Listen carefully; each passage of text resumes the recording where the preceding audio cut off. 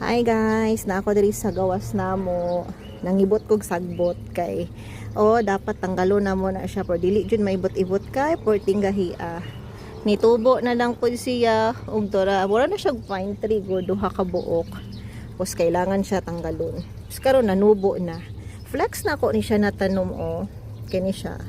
Isa ni siya sa nakatabang sa kuha katong kasagsagan sa atake sa kuang kidney stone. Hakit kaayo super na dapat operahan ako.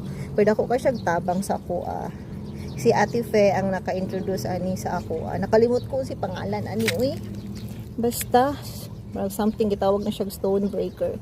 Basta gilaga na ako tapos nagainom ko twice a day manata to.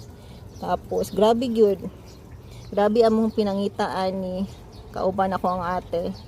Tapos karon diri sa muang gawas daghan na kasi sila nanubo. And okay nagtabang sa kuha. Kay aside sa mga sambong and pang-inom na ako kani grabe jud. Naihi lang nako ang bato. So thank you kaayo sa tanom ani.